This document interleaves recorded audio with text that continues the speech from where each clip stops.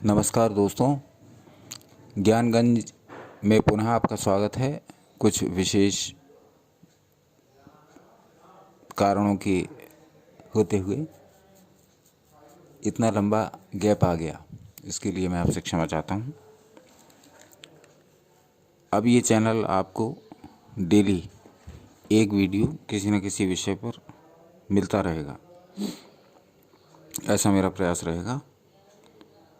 इस वीडियो में अब हम 6 दर्शन जो हमारे हैं, जो भारतीय संस्कृति का मूल आधार हैं, उन 6 दर्शनों में किस प्रकार समन्वय है, किस प्रकार ये दर्शन आपस में मिलते जुलते हैं और किस प्रकार से इन दर्शनों में लोक कल्याण की बात कही गई है, इस पर विचार करेंगे। तो वेद ईश्वरीय ज्ञान है जिसका प्रादुर्भाव ऋषियों पर सृष्टि के आरंभ में समाधि द्वारा होता है। मूल वेद मंत्रों की यदि बात करें तो इसकी 4 संहिताएं हैं जो ऋग्वेद, यजुर्वेद, सामवेद और अथर्ववेद कहलाती हैं। इसमें पाठ आदि भेद से 1133 शाखाएं इसकी हैं, जो ब्रांचेज हैं वो इसकी लगभग 1133 हैं। ये तो हो गए वेद। अब आते हैं हमारे ब्राह्मण ग्रंथ।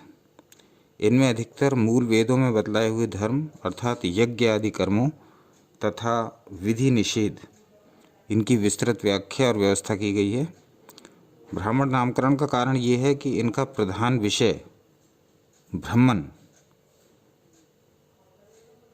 है। इसमें से 4 प्रसिद्ध हैं। ये ऋग्वेद से यदि हम लें तो ये ऐतरेय ब्राह्मण है, यजुर्वेद से लें तो शतपथ ब्राह्मण है, सामवेद से लें तो ये तांड्य ब्राह्मण है और अथर्ववेद से लें तो ये गोपथ ब्राह्मण है। ब्राह्मण ग्रंथों में कुछ अंश ऐसा भी है जो बाद में सम्मिश्रित हो गया है। ये कुछ इस प्रकार का मिलावट हो गई है कि ये मूल वेद मंत्रों के आशय के विपरीत भाव वाला ऐसा प्रतीत होता है। वेद मंत्रों और ब्राह्मण ग्रंथों के बाद आता है नंबर 3 पर उपनिषद।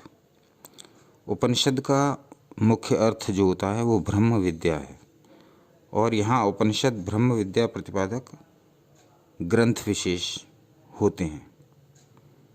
इनमें अधिकतर वेदों में बताए हुए आध्यात्मिक विचारों को खोलकर समझाया गया है। जो वेदों में जिस प्रकार की क्लिष्ट भाषा उस समय आम जन की मानसिकता में पूरी तरह से प्रविष्ट नहीं हो पा रही थी, तो ऋषियों ने उसको खोलकर समझाने के लिए कुंजी रूप में उपनिषदों का प्रयोग किया, जिससे कि ब्रह्म विद्या, जो वेदों में छिपी हुई ब्रह्म विद्या है, उसको ठीक से समझाया जा सके।